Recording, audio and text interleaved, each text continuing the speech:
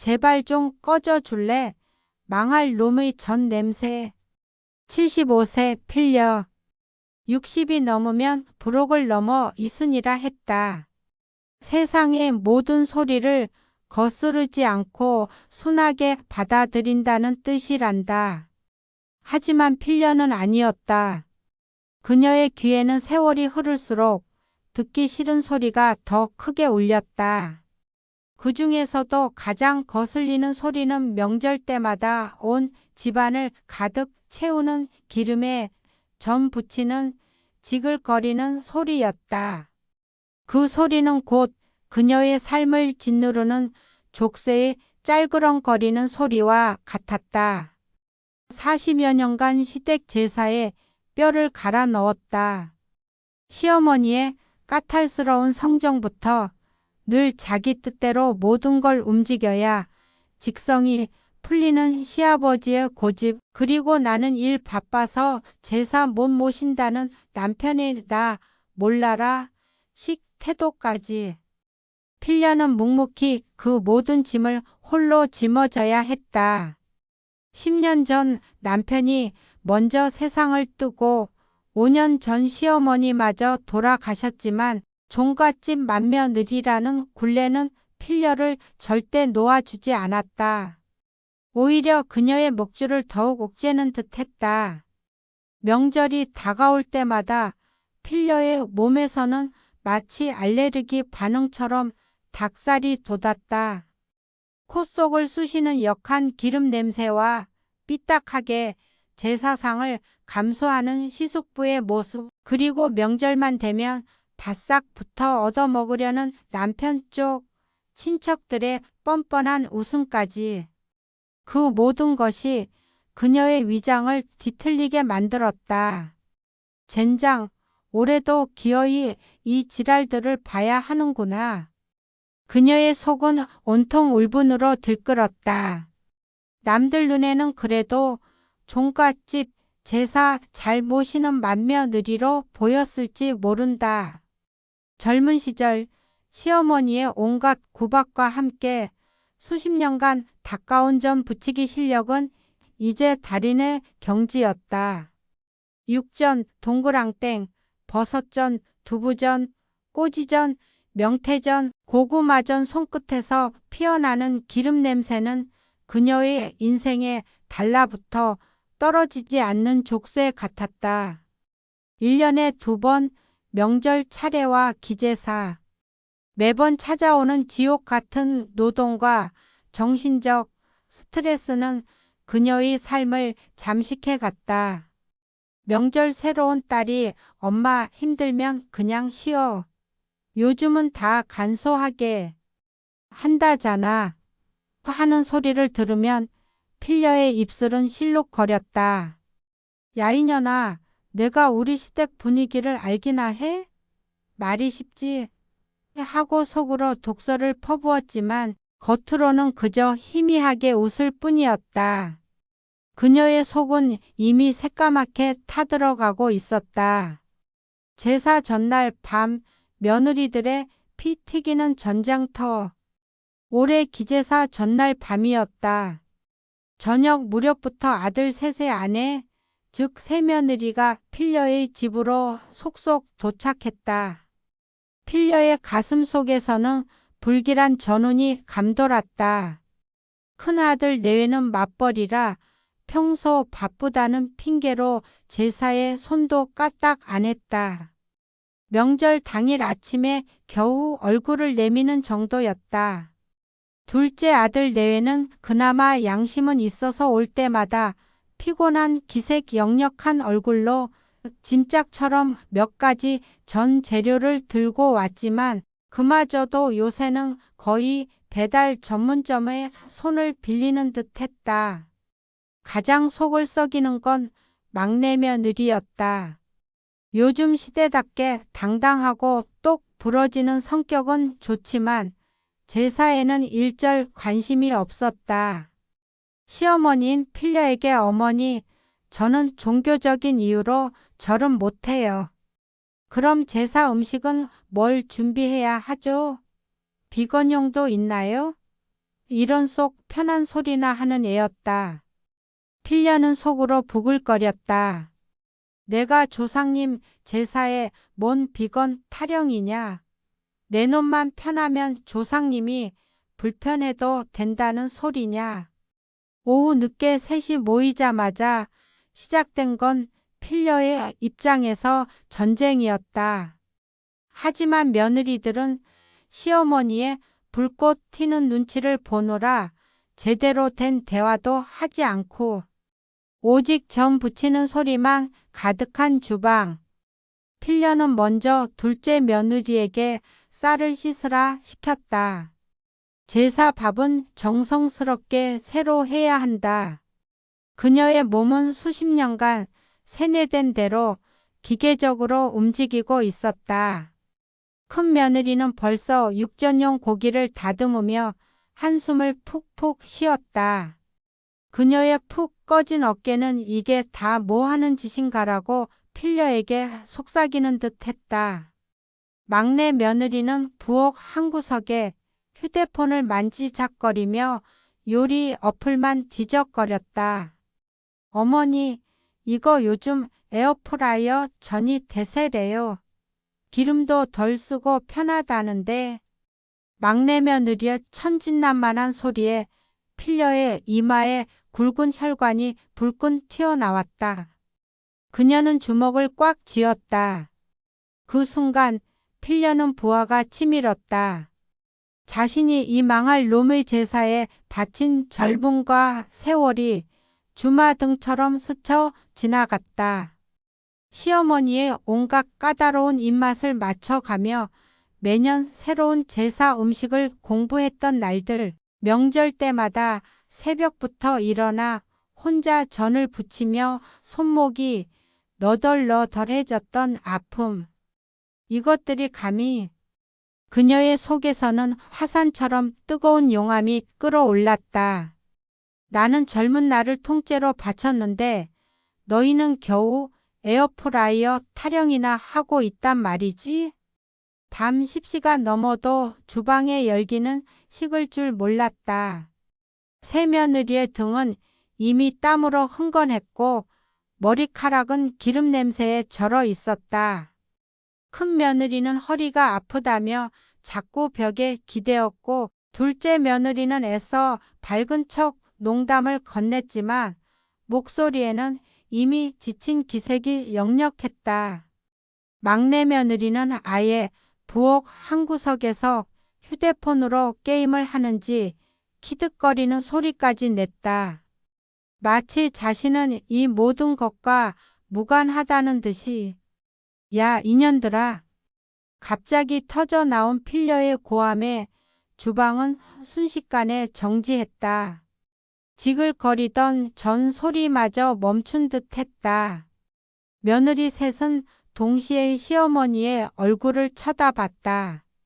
필려의 얼굴은 붉게 달아올라 있었고 눈은 불꽃처럼 이글거렸다. 굳게 닫혔던 입술 사이로 서늘한 비웃음이 비집고 나왔다. 너희는 좋겠다. 이 나이에 핸드폰이나 쳐다보고 내가 다 늙어 빠져서 이것들 죄다 떠맡아 뺑이치고 있는데 도와주는 척이나 하지 말든가. 속 뒤집어지니까. 필려는 버럭 소리 질렀다. 막내 며느리는 움찔하더니 휴대폰을 황급히 내려놓았고 큰 며느리는 어머니 무슨 말씀을 그렇게 하세요. 저희가 언제 놀았다고 하며 억울한 듯 중얼거렸다. 그녀의 목소리에는 명백히 반항의 기색이 실려 있었다. 안 놀긴 뭘 안 놀아? 내년이 아침부터 폰 붙잡고 배달 음식 검색하는 거 내가 모를 줄 아냐. 시댁 제사에 배달 음식. 어이가 없어서 너는 지단 하나도 제대로 못 붙이면서 에어프라이어 전 타령이나 하고 있고. 필려는 큰 며느리를 향해 손가락을 흔들었고 큰 며느리의 얼굴은 분노로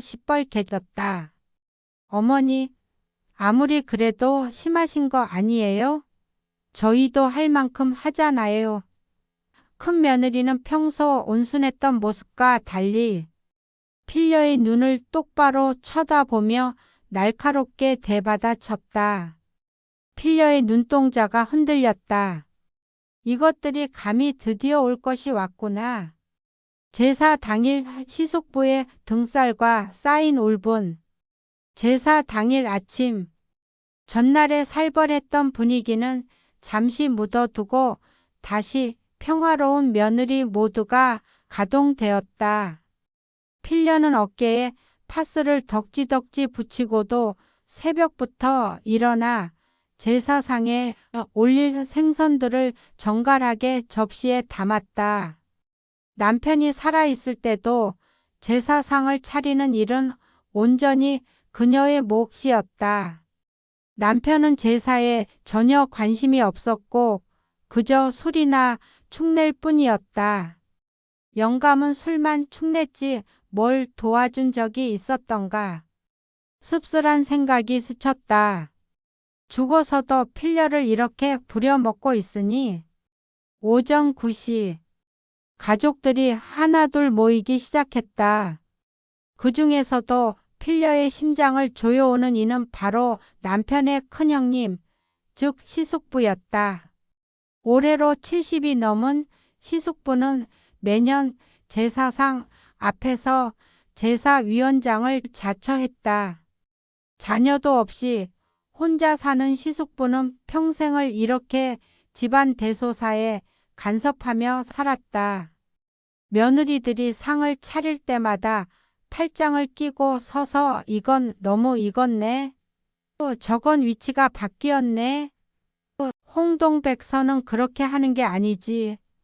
등등의 잔소리를 늘어놓았다. 그의 꼬장꼬장한 잔소리는 늘 며느리들의 인내심을 시험했다. 필려는 시숙부가 들어서자마자 속으로 깊은 한숨을 삼켰다.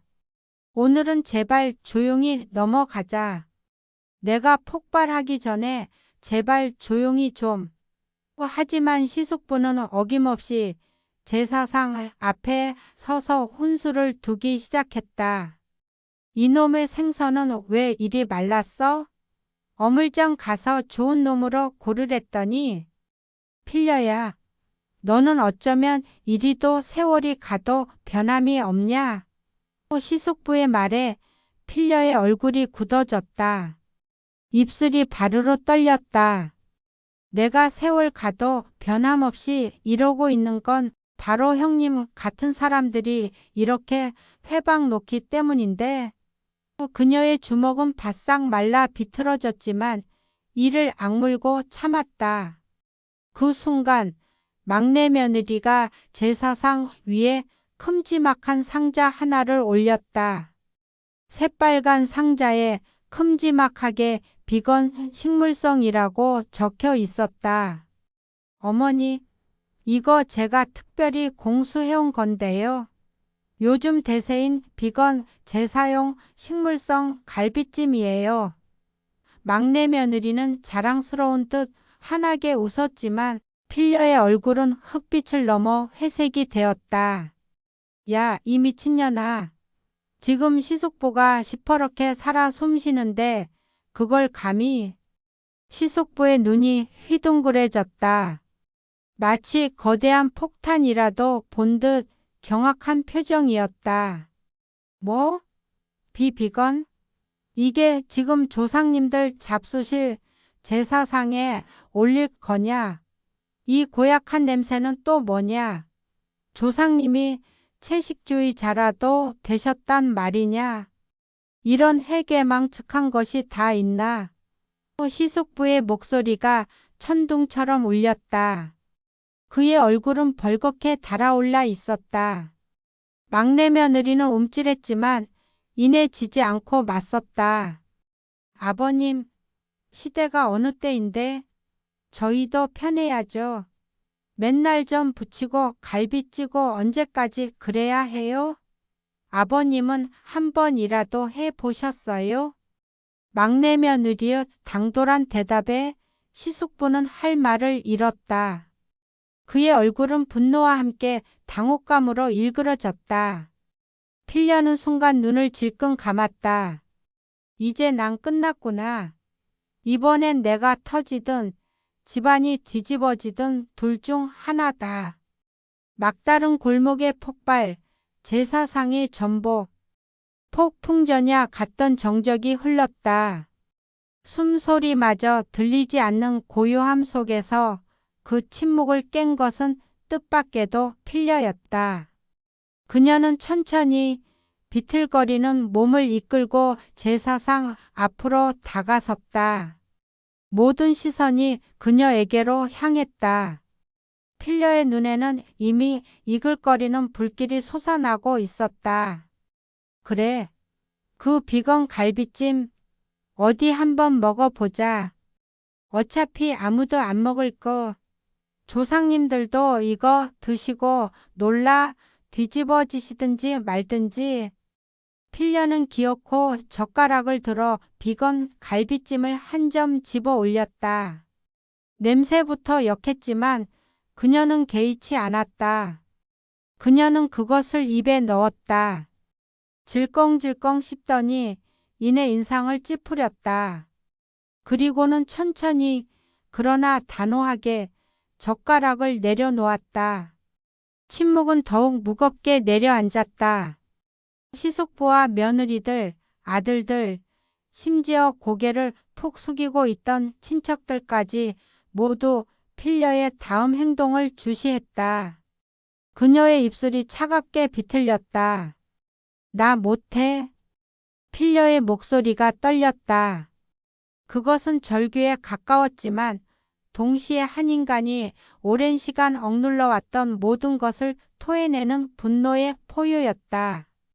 그녀의 목소리는 제사상 위의 유리잔을 흔들었고 가족들의 심장을 파고들었다. 더 이상 못한다고. 평생을 이 빌어먹을 제사 때문에 내가 뭘 했는지 아냐. 시어머니의 끝없는 요구, 남편은 모르쇠로 일관. 너희들은 나 몰라라. 새벽부터 밤늦게까지 뼈 빠지게 이놈의 전 붙이고 찌고 나르고 기름 냄새에 쩔어 머리가 지끈거리고 손목은 너덜너덜해지고 어깨는 시큰거리고 이젠 시집간 내 딸도 명절이면 스트레스 받아서 엄마한테 오지도 않아. 손목은 다 나갔고 어깨는 쑤시고 밤마다 파스 없이는 잠도 못 자. 도대체 이게 뭐냐? 조상님 기리는 게 아니라 산 사람 골병 들고 마음 상하는 게 이게 제사냐? 필려의 손이 제사상 위로 뻗어졌다. 마치 사정없이 내리치는 번개처럼 그녀의 손은 망설임 없이 제사상 앞에 놓여 있던 육정과 동그랑땡 접시를 그대로 들어 바닥에 내던졌다. 쨍그랑, 쨍그랑. 접시가 산산조각 나며 동그랑땡과 육전이 사방으로 튀었다. 기름 냄새가 아니라 분노의 냄새가 온 집안을 뒤덮었다. 그 파괴의 소리는 필려의 폭발한 감정을 대변하는 듯 처절하게 울렸다. 며느리들은 물론 시숙부와 아들들까지 모두 얼어붙어 입을 다물지 못했다. 평생 조용하고 묵묵히 시댁의 의무를 다하던 필려의 폭발은 그 누구도 예상치 못했던 일이었다. 필려의 얼굴은 이미 눈물 범벅이 되어 있었다. 어머니, 큰아들이 조심스럽게 그녀를 불렀다. 그의 목소리에는 충격과 함께 죄책감이 묻어났다. 어머니 좋아하시네. 어머니라고 불러본 적이나 있어? 평소에 엄마 힘들다 소리 한 번이나 해봤냐? 이놈의 제사 때마다 기름 냄새에 쩐 얼굴만 쳐다보고 아들, 너는 애비 닮아서 평생 도움이 안 돼. 이놈의 제사 때려치워.